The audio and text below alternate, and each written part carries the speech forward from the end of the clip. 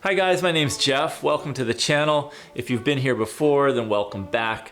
Today I want to share with you a quote that's had a big impact on my life, and I want you to know about it because I think it can really help you too.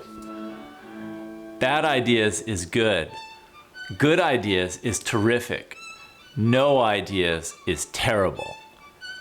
I think this is a super useful quote. I learned about it through Jim Simons. He's a famous hedge fund manager, one of the first quant managers, and he attributes it to Lenny Baum. And what I really love about this quote is that it's very creative and it's also very practical. Now, let's just take the first line. Bad ideas is good.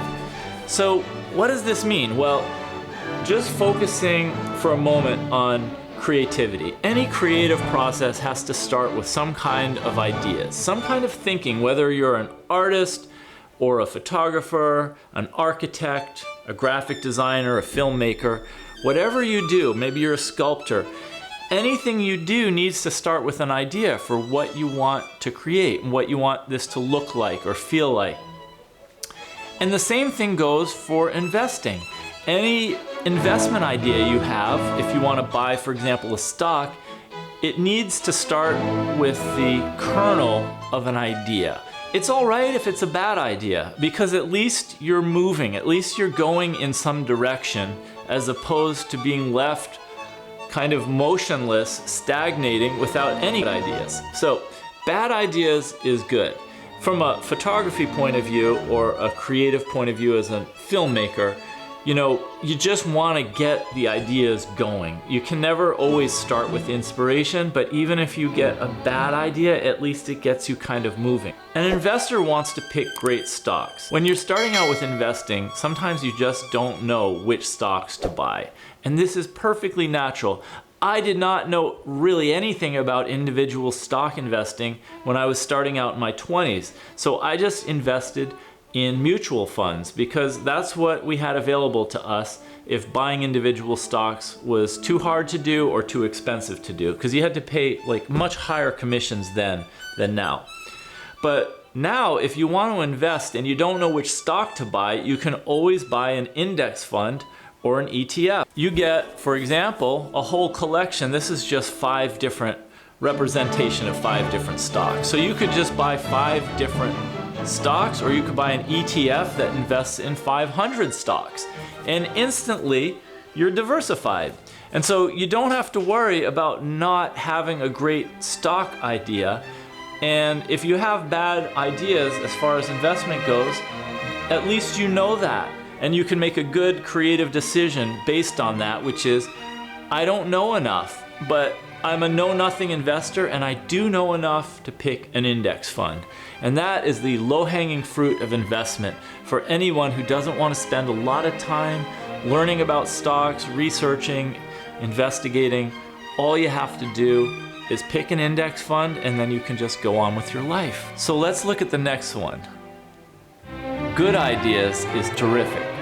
If you're fortunate enough to have a good idea, now you have a chance to buy a stock that you believe has a chance to outperform the index fund. If it didn't, then why would you buy it, right? If the index fund or the index fund ETF was better than any idea you had, then stick with that. But anyone who gets an idea due to your own education, your work, your research, all of your study, that shows you, you know what, this stock makes a lot of sense and it's selling at a cheap price. For example, just last month I bought stock in Alphabet, GOOG. I just bought that because I didn't own any of that directly. I owned it in a few different ETFs, but I noticed the price had come down a lot.